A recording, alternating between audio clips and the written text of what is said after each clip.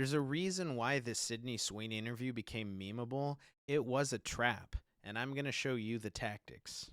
We're sort of talking around this American Eagle ad right now, and maybe we should just talk about it. So, were you surprised by the reaction? The president tweeted about the jeans ad, and I wondered what that was like.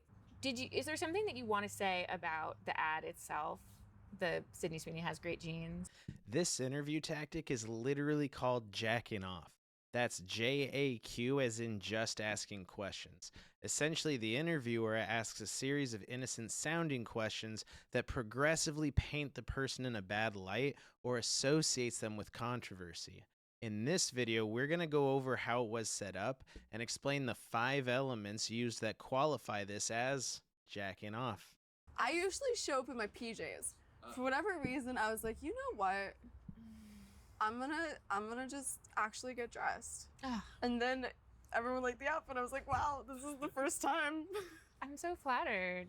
Okay, so flattered. We're good? Okay, whoa, we're going. We're going. Okay, I feel really lucky to be talking to you right now in particular because you're a producer with a film with festival buzz. Congratulations. Thank you. How does it feel to have Christy out in the world? So this interviewer is Catherine Stoffel, who used to work for BuzzFeed, which should give you everything you need to know there.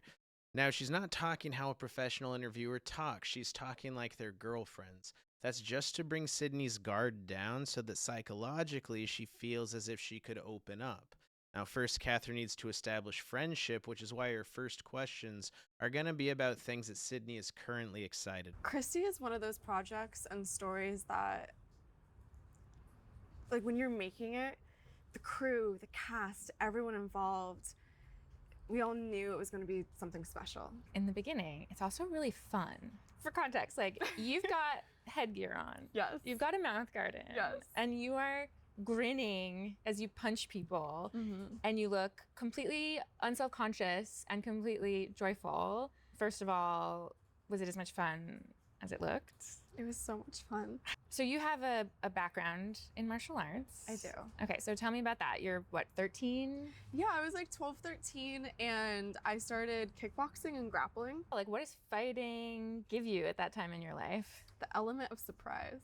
Ooh. I was the only girl there. I did read that your American Eagle collection benefited a domestic violence charity. Is that, do I have all that right? Yes. Okay. So now she's made a connection, which is why she feels comfortable enough to bring up American Eagle. Just to be safe, she associates the brand with something good in order to build trust. We spent a lot of time this year working around that issue, and I just wondered if it meant something to you. It does. I always speak out about something that is important to me. And for me to speak out, I use art. I'm thinking about, you know, you're on Euphoria, which is a show that covers a lot of topics without, you know, taking a moral stance on any of them. And you did Reality, which I love, which like brought a lot of attention and humanity to the story of Reality winner, the whistleblower. It does not look like a very political career, but you have become very swept up in politics. And so I wondered if that has surprised you as you put your ideas and yourself into art, not commentary. So now she moves into moral stances in politics, and so far it's all seemingly innocent, and she just seems so nice. I've always believed that I'm not here to tell people what to think. I'm just here to kind of open their eyes to different ideas. And so I think that's why I gravitate towards characters and stories that are complicated. Did your sense of your own fame change this year? No. I surround myself with a really, really strong group of people. We're sort of talking around this American Eagle ad right now, and maybe we should just talk about it. So, were you surprised by the reaction? She's not getting the answers she wants, so now she's got to force the topics herself. I did a jean ad. I mean, the reaction definitely was a surprise, but it was, I love jeans.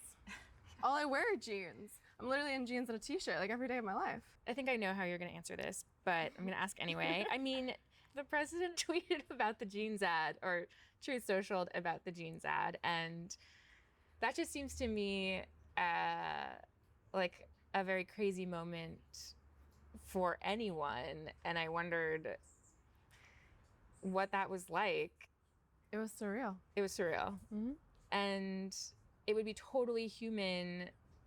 I would probably feel like thankful that somebody had my back in public, you know, and conveniently some very powerful people had my back in public.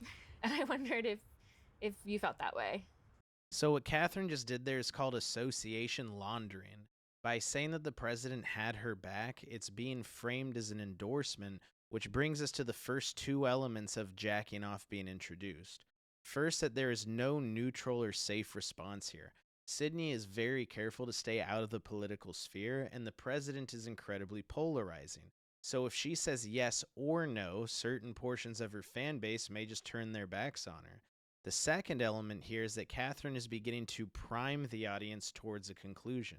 Everyone has already seen the social meltdown due to the jeans ad, and this question is just pointing her to the direction of one side.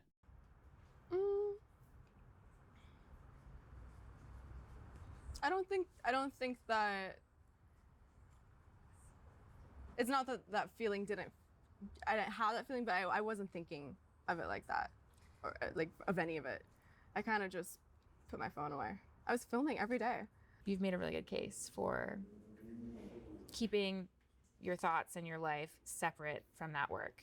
But the risk is that, you know, there's a chance that somebody will get some idea about what you think about certain issues and feel like, I don't want to see Christy because of that. Like, do you worry about that? Here we see the third element of JAQing Off, which is an implied claim without ownership. First, she uses the word risk, which in this case implies responsibility, and that risk is that someone would mistake her jeans ad for a political message and then turn on Sidney. So even though she has no ownership of this potential political message on record, because she's not public about her beliefs, it can be considered implied. If somebody is closed off because of something they read online to a powerful story like Christy, then I hope something else can open their eyes. Is there something that you want to say about the ad itself? The Sidney Sweeney has great genes. Sidney's not biting on any of the hooks, which means Catherine can't get the controversy she wants. So now she's straight asking her to comment, and if she can't get the answer there, she's just going to have to say it herself in order to get the hit piece done. Do you have... The ad spoke for itself. You think the ad spoke for itself? Yeah. Okay. And the criticism of the content, which was basically that maybe specifically in this political climate, like, white people shouldn't joke about genetic superiority. Like, that was kind of like the criticism, broadly speaking. And since you are talking about this, I just wanted to give you an opportunity to talk about that specifically. I think that when I have an issue that I want to speak about, people will hear.